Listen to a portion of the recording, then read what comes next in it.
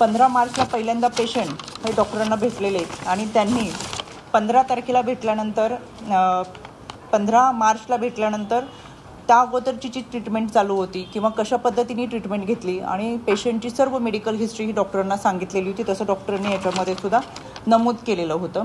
आणि पेशंटची medical history ही फक्त डॉक्टरांना माहीत होती. पण ही घटना घडल्यानंतर दीनानाथ मंगेशकर हॉस्पिटलनी स्वतःची जी समिती नेमली आणि त्या समितीचा जो अहवाल दिला, त्या अहवालामध्ये स्वतःला वाचवण्यासाठी त्यांनी पेशंटच्या वैयक्तिक आयुष्याच्या ज्या गोपनीय गोष्टी आहेत त्या जाहीररित्या सोशल मीडियाच्या माध्यमातून मांडले. त्याचा मी निषेध करते. याच्यासाठी दीनानाथ मंगेशकर हॉस्पिटलला समज दिली जाईल आणि याबाबत या कुटुंबांनी ऑब्जेक्शन घेतलेलं आहे. तसं लेखी पत्र देखील त्यांनी आयोगाला दिले. या पत्रामध्ये राज्य महिला आयोगाला त्यांच्या संपूर्ण कुटुंबातल्या महिला सदस्यांनी हे पत्र दिलेलं आहे की आमच्या आयुष्यातल्या गोपनीय गोष्टी ह्या स्वतःला वाचवण्यासाठी दीनानाथ मंगेशकर हॉस्पिटलच्या समितीने जाहीररित्या सोशल मीडियाच्या माध्यमातून मांडलेल्या आहेत. त्याच्यावरती कारवाई केली जावी आणि या अनुषंगाने देखील आजच्या बैठकीमध्ये चर्चा झालेली आहे. यानंतर हॉस्पिटलमध्ये जेव्हा पेशंट गेले होते तर जवळजवळ 9:01 हॉस्पिटलमध्ये पेशंटची एंट्री आहे. याच्यामध्ये पेशंटला 28 तारखेला खरं तर 2 तारखेला बोलवलं होतं, पण हेवी ब्लिडिंग होतंय म्हणून 28 तारखेला पेशंट हा हॉस्पिटलमध्ये गेल्यानंतर डॉक्टरांशी संपर्क झाला. डॉक्टरांशी संपर्क झाल्यानंतर डॉक्टरांनी हॉस्पिटलमध्ये पेशंटला बोलवलं. संबंधित स्टाफला सूचना दिल्या की सर्जरीसाठी म्हणजे डिलिव्हरीसाठी आपण ऑपरेशनची तयारी करावी. त्या पद्धतीने स्टाफने ऑपरेशनची सुद्धा तयारी केली आणि पेशंटला ऑपरेशन थिएटरमध्ये घेऊन जाण्या अगोदर 10 लाखाची मागणी केली. या 10 लाखाची मागणी करत असताना पेशंटच्या नातेवाईकांनी आणि हीच गोष्ट पेशंट समोरच घडत होती. पेशंटच्या नातेवाईक आणि पतीने सांगितले की आमच्याकडे आत्ता 3 लाख रुपये आहेत, 3 लाख रुपये तुम्ही घ्या, इतर पैशाची व्यवस्था ही आम्ही 2 ते 4 तासामध्ये किंवा उद्यापर्यंत करू. यामध्ये संबंधित विभागाला अनेकांनी फोन केले. मग ते मंत्रालयातून फोन गेले, काही विभागाकडून गेले, पण याची कोणतीही दखल न घेत 9:01 पेशंटची एंट्री हॉस्पिटलमध्ये दिसतीये. 2:30 वाजता पेशंट हॉस्पिटलमधून बाहेर पडलाय. तब्बल 5.5 तास पेशंट हॉस्पिटलमध्ये असताना पेशंटला खूप मोठ्या प्रमाणात रक्तस्राव होत असताना सुद्धा कोणतेही प्राथमिक उपचार हॉस्पिटलकडून झालेले नाही. डॉक्टरांनी पेशंटच्या नातेवाईकांना सांगितलं की तुमच्याकडे जे काही औषध असेल, हा रक्तस्राव होऊ नये म्हणून यासाठी तुमच्याकडेच काही औषधं असतील किंवा तुमच्या जवळचे जे काही टॅबलेट असतील ते घ्या आणि तुम्ही तुमच्या पद्धतीने पेशंटवरती उपचार करा. यामध्ये 5.5 तासामध्ये हॉस्पिटलने कुठेही पेशंटवर उपचार केले नाहीत, सहकार्य केले नाही. या सगळ्या कालावधीमध्ये पेशंटची मानसिकता फार खचून गेली आणि त्याच्यानंतर 2:30 वाजता पेशंटच्या नातेवाईकांनी निर्णय घेतला की पेशंटला ससून हॉस्पिटलमध्ये घेऊन जावं. ससून हॉस्पिटलमध्ये गेल्यानंतर पेशंट एकंदर सगळं वातावरण किंवा एंट्री करत असताना पेशंटची मनाची स्थिती फार हळवी होती, मानसिकता खच्चीकरण झालेली होती. त्याच्यामुळे हॉस्पिटलमध्ये एंट्री करून 15 मिनिटात पेशंट परत बाहेर म्हणजे परिवार पूर्ण बाहेर आला. त्यांनी हॉस्पिटलमध्ये कोणत्याही डॉक्टरांना भेटले नाहीत किंवा ओपीडीमध्ये गेले नाहीत. त्यानंतर तिथून ते सूर्य हॉस्पिटलमध्ये गेले. सूर्य हॉस्पिटलमध्ये गेल्यानंतर त्यांना तातडीने डॉक्टरांनी उपचारासाठी आतमध्ये घेतलं, ऑपरेशन म्हणजे डिलिव्हरी केली आणि चांगल्या पद्धतीचा प्रतिसाद हा सूर्य हॉस्पिटलच्या डॉक्टरांकडून त्यांना मिळालं. पण ज्यावेळेस दुसऱ्या दिवशी डिलिव्हरी पेशंटची झाली, पण डिलिव्हरी झाल्यानंतर त्याच्यामध्ये हेवी ब्लिडिंग आणि ही खचलेली मानसिकता, त्याच्यानंतर 2 दिवसांनी पेशंटचा मृत्यू झाला. तर अशा एकंदर या सगळ्या घटनांमध्ये पेशंटच्या नातेवाईकांचा दावा आहे की डॉक्टरांना संपूर्ण मेडिकल हिस्ट्री माहीत असताना सुद्धा त्यांनी आम्हाला फाईल पुटअप करून घेतली आणि ज्यावेळेस आम्ही 15 मार्चला डॉक्टरांकडे गेलो त्याच्यानंतर पुढच्या फॉलोअप चेकअपसाठी आम्हाला 2 तारखेला बोलवलं होतं. जर सुरुवातीलाच त्यांना आमची क्रिटिकल सिच्युएशन ही माहीत होती तर त्यांनी फाईल पुटअप करायला नको हवी होती किंवा आम्ही ट्रीटमेंट करू शकणार नाही असं सुरुवातीला सांगायला हवं होतं. पण ही सगळी ट्रीटमेंट सुरू केल्यानंतर ऑपरेशनला आज जाण्यापूर्वी इतकंच काय की महिलेची डिलिव्हरी होण्यापूर्वी की सेव्हिंगसुद्धा तिथं करून आतमध्ये घेतली, इतकी तयारी केली होती. आणि हे सगळं केल्यानंतर सुद्धा जर इतकी मोठी रक्कम मागितली असेल तर त्याच्यामुळे पेशंटची मानसिकता खचली आणि पैसे वेळेत भरू शकलो नाहीत. तर 5.5 तास पेशंटला या सगळ्या प्रक्रियेतून जावं लागलं. आणि शेवटी प्रत्येक आईचं मातृत्वाचं एक स्वप्न असतं. 8 वर्षानंतरचं घरामध्ये येणारं बाळ आणि त्याची ही पद्धतीने अवस्था, यामुळे पेशंटची खचलेली मानसिकता आणि याच्यामुळे साहजिकच हे सर्व त्यांच्या कुटुंबियांनी तक्रार अर्जामध्ये दिलेले आहेत. त्यांच्या घरातल्यांचे जबाबसुद्धा यामध्ये नोंदवलेले आहेत. यानंतर राज्य महिला आयोग आणि राज्य शासनाला समिती स्थापन करण्याच्या सूचना दिल्या होत्या. त्या अनुषंगाने डॉक्टर राधाकिशन पवार यांच्या अध्यक्षतेखाली एक 4 सदस्यीय समिती स्थापन करण्यात आली. त्याचा अहवाल आज या ठिकाणी आलेला आहे. या अहवालामध्ये हा अहवाल या ठिकाणी देत असताना doctor Radhakishan Pawar, doctor Prashant Wadikar, doctor Nagnath Ellappe, doctor Neena Borade आणि डॉक्टर कल्पना कांबळे या 4 सदस्य हे डॉक्टर राधाकिशन पवार यांच्या अध्यक्षतेखाली यांनी या समितीचा अहवाल सादर केलेला आहे. याच्यामुळे केवळ दीनानाथ मंगेशकर हॉस्पिटलच नाही तर Dinanath Mangeshkar hospital, Sassoon hospital आणि सूर्या हॉस्पिटल या तिन्ही हॉस्पिटलचा अहवाल याच्यामध्ये दिलेला आहे. पण यामध्ये ज्या संबंधित महिलेचा मृत्यू झालेला आहे तर हा मृत्यू हा माता मृत्यू असल्याने या संबंधात सखोल चौकशी ही माता मृत्यू अन्वेषण समिती यांच्या माध्यमातून करण्यात येत आहे आणि यामध्ये सर्व बाबींची सखोल चौकशी करून हा अहवाल व माता मृत्यू अन्वेषण समितीचा अहवाल यावरून या निष्कर्षांसाठी अंतिम अहवाल हा आज संध्याकाळपर्यंत तयार होईल. त्याच्यामुळे त्याचबरोबर धर्मादाय आयुक्तांच्या अध्यक्षतेखाली एक समिती स्थापन करण्यात आलेली आहे. या समितीचा अहवाल देखील हा उद्यापर्यंत सादर होणार आहे. एकूण 3 समित्या याच्यासाठी काम करतात. आत्ता जो अहवाल डॉक्टर राधाकृष्ण पवार यांनी दिलेला आहे त्याचबरोबर माता मृत्यू अन्वेषण समितीचा अहवाल हा आज संध्याकाळपर्यंत सादर होईल आणि तिसरा धर्मादाय आयुक्तांचा अहवाल हा उद्या सकाळपर्यंत सादर होईल. त्याच्यामुळे ह्या एका अहवालानुसार अतिशय म्हणजे ज्या पद्धतीने खरं तर पेशंटला यांनी प्रतिसाद देणं, पेशंटवरती उपचार करणं अपेक्षित होतं तसं कुठेही या हॉस्पिटलने केलेलं नाही. त्यामध्ये रुग्णालयातील ग्रीव्हन्स रिड्रेसल सिस्टीम, धर्मादाय कक्ष व जनसंपर्क अधिकारी यांच्या माध्यमातून खरं तर रुग्णांचं समुपदेशन करून उपचाराकरता येणाऱ्या खर्चाबाबतची माहिती देऊन धर्मादाय योजनेअंतर्गत दाखल करण्याबाबत समुपदेशन करणं अपेक्षित असताना सुद्धा रुग्णालयाने तसं केले नसल्याचं नमूद झालेलं आहे. त्याचबरोबर या सगळ्या निष्कर्षावरून रुग्णालयाने ज्या पद्धतीचा प्रतिसाद किंवा उपचार हे पेशंटवर करणं अपेक्षित होतं तशा पद्धतीचे उपचार आणि प्रतिसाद हा रुग्णालयाकडून पेशंटला मिळालेला नाही. अशा पद्धतीने हा राज्य शासनाचा अहवाल हा बराच मोठा आहे. इतकं मला तुम्हाला सांगण्यापेक्षा थोडक्यात मी हा अहवाल सांगितला. या अहवालानुसार रुग्णालयावरती टपका ठेवण्यात येतोय आणि त्याचबरोबर आज संध्याकाळी इतर 2 धर्मादाय आयुक्त आणि माता मृत्यू अन्वेषण समितीचे अहवाल येतात. त्यानंतर आयुक्तांसमवेत आम्ही या संदर्भात चर्चा केलेली आहे. हे दोन्हीही अहवाल आल्याशिवाय आपल्याला त्यांच्यावरती कायदेशीर कारवाई करता येणार नाही. त्याच्यामुळे उद्या या तिन्ही समितीचे एकत्रित अहवाल आणि संबंधित पेशंटच्या नातेवाईकांनी केलेली तक्रार या अनुषंगाने उद्या याच्यावरती जे काही असेल ते अंतिम निष्कर्ष काढून त्यानुसार कारवाई केली. मॅडम, यामध्ये रुग्णालयाने उपचार केले नाहीत आणि प्रतिसाद दिला नाही हे निरीक्षण झालं, पण त्यांनी शिफारस काय केली आहे कारवाईची? या समितीने कोणत्या प्रकारे कारवाई व्हावी रुग्णालयावर? खरं तर समिती शिफारस कारवाईसाठी करत नाही.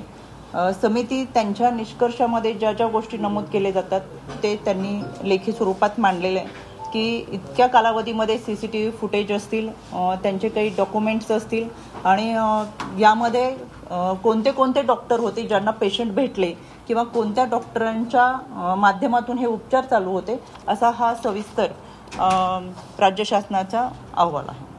दरम्यानच्या कालावधीमध्ये या ठिकाणी पोहोचत असताना मी स्वतः आरोग्यमंत्री प्रकाशजी यांच्याशी बोललेले आहे.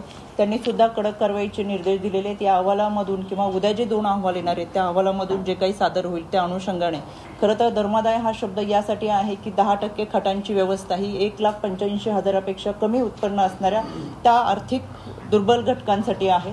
इतर 10%च्या खटा ह्या 85,000 उत्पन्न असलेल्या रुग्णांसाठी आहेत आणि त्याचबरोबर निर्धन म्हणजे 85,000 उत्पन्न असलेल्या वर्गासाठी उपचारामध्ये 50% सवलत देणं हे धर्मादाय रुग्णालयांना कंपल्सरी आहे.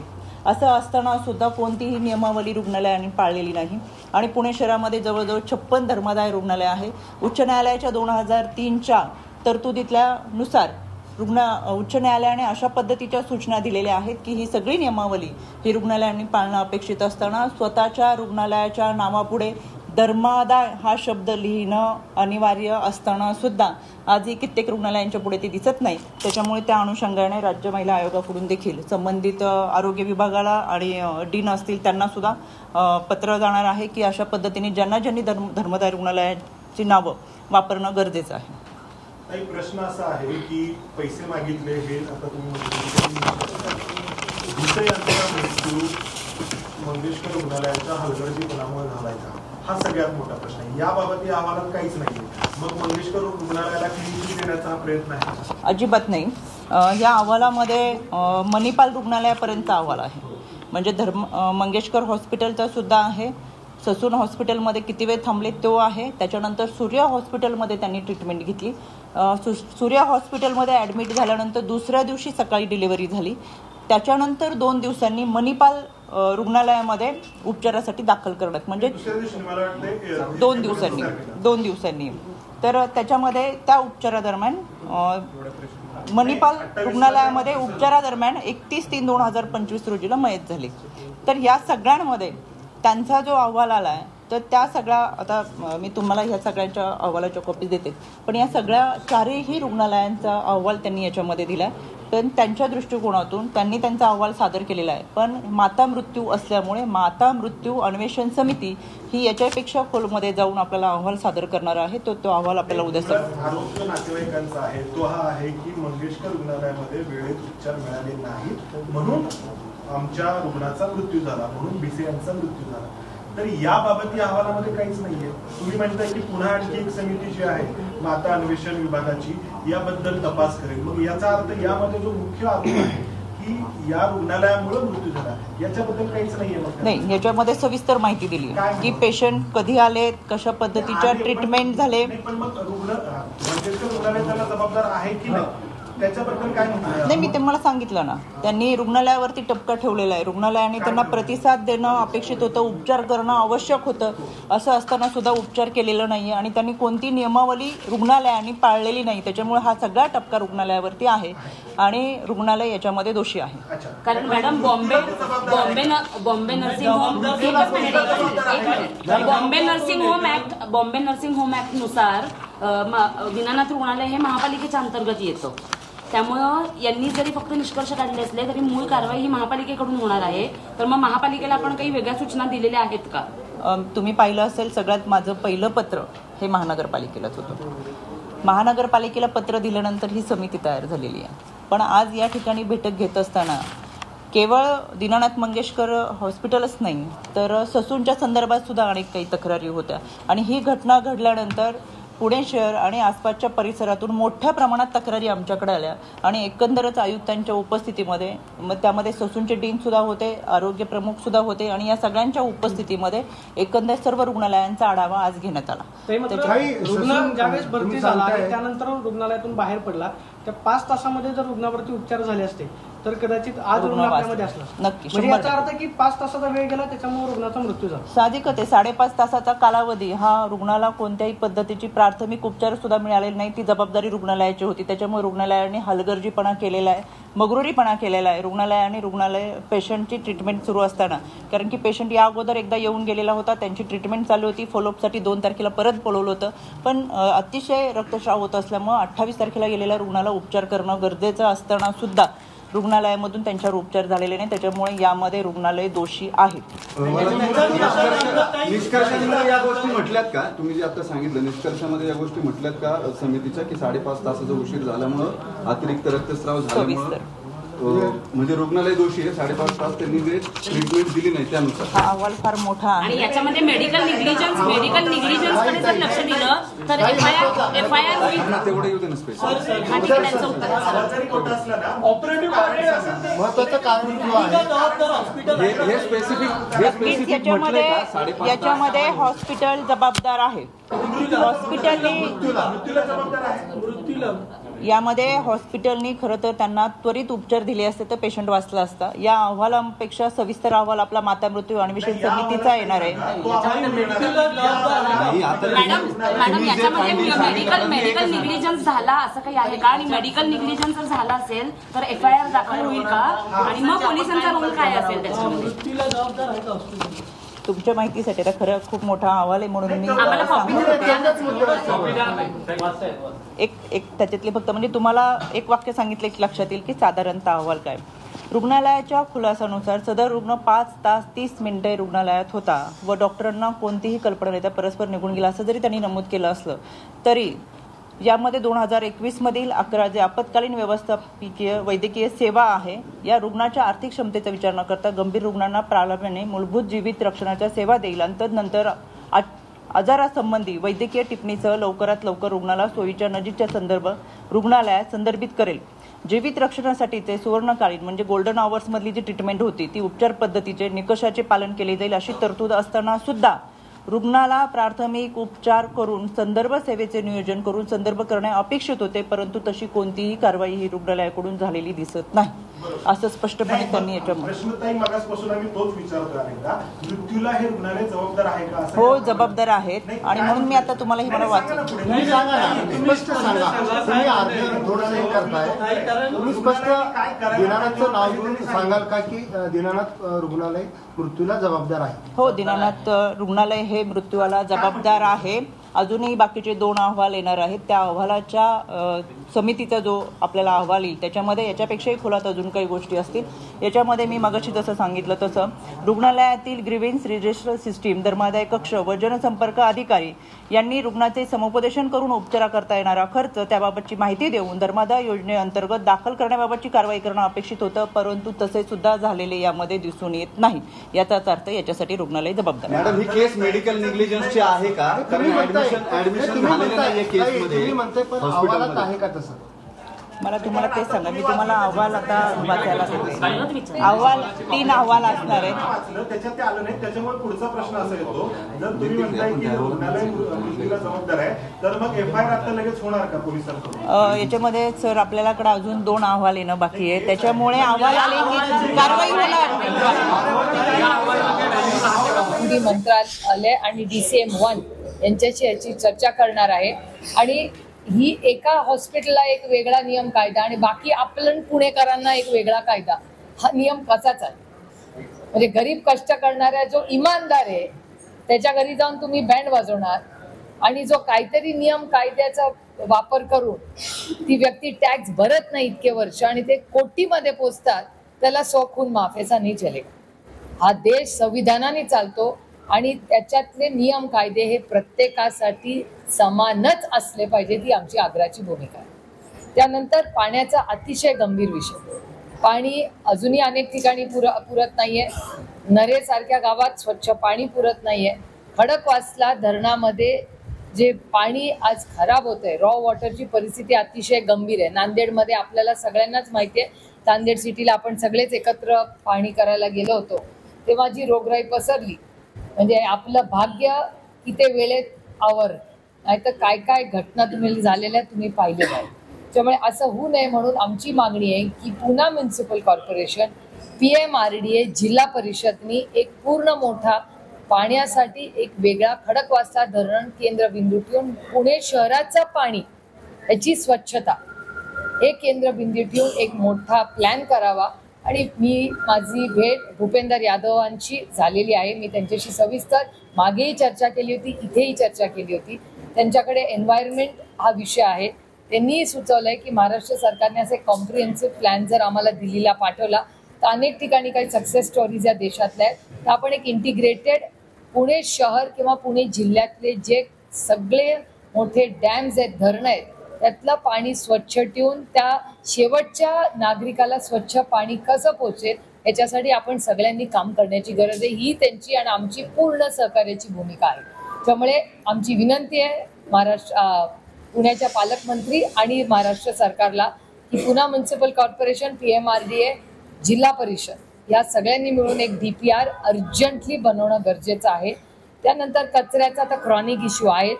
त्यानंतर मेट्रोची आज आम्ही सकाळी जी भेट घेतली, मेट्रोचा कामचा आढावा घेतला.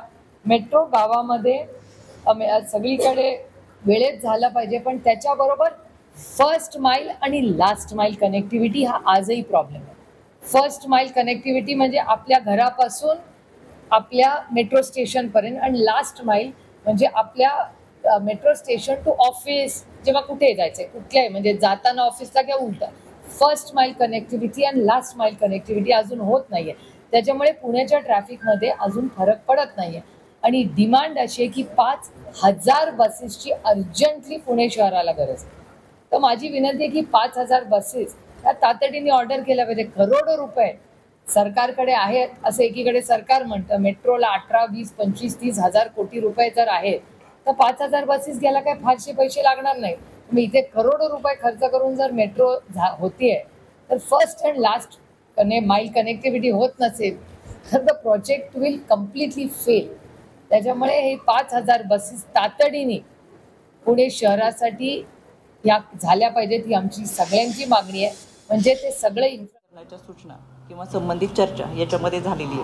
त्याच्यामुळे वाचून कोणाला वाचवायचंय आणि मग कोणाला सोडायचंय हा विषय याच्यामध्ये अजिबात येत नाही. जे दोषी आहेत, जे चुकीचे आहेत, त्यांच्यावरती कायदेशीर कारवाई. तुम्ही असं म्हणालात की रुग्णालयानं स्वतःला वाचवण्याचा प्रयत्न केला. ते असं म्हणाले की रुग्णानं त्याला जी काय आजाराची माहिती होती ती रुग्णालय प्रशासनाला दिली नाही. तुम्ही असं म्हणालात की त्या रुग्णाची हिस्ट्री सगळी डॉक्टरांना माहिती होती, म्हणजे डॉक्टरांनी सुद्धा ही माहिती लपवली. मी तेच तुम्हाला परत सांगते, संस्थेवरती व्यक्ती पण आणि संस्था पण येते.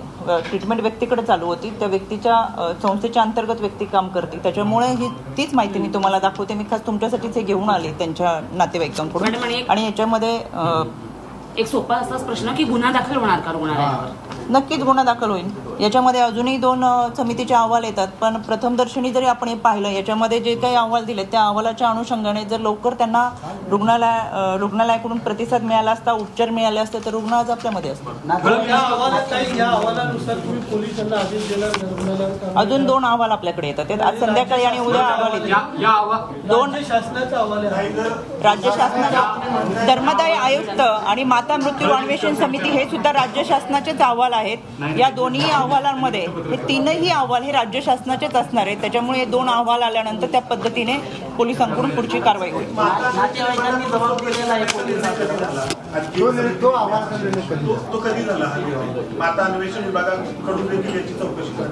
नाही, हे पॅरलर यंत्रणेमध्ये सुरुवातीपासून चालू आहे. पण आपल्याकडे जेव्हा फोकस होत होता विषय, तेव्हा आपल्याकडून फक्त राज्य शासनाची समिती म्हटलं. या 3ही राज्य शासनाच्या समिती आहेत. एक समिती आहे ती धर्मादाय आयुक्तांची, दुसरी आहे ती माता मृत्यू अन्वेषण समिती आहे, आणि तिसरी आहे ती डॉक्टर राधाकिशन पवार यांच्या अध्यक्षतेखाली 4 सदस्यीय समितींची.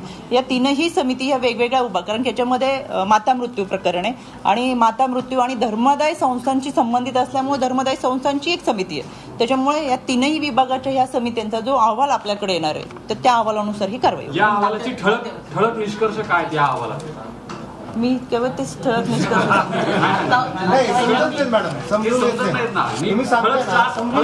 स्पष्टपणे विषय सांगितलेले आहेत. त्याच्यामुळे आता अजून खूप स्पष्टपणे सांगते मी तेच विषय सांगते. आता तुम्हाला मला विशेष म्हणजे इतकी महत्वाच्या विषयांवरती मीटिंग झाल्यानंतर अनेक विषय याच्यामध्ये घेतले गेलेत.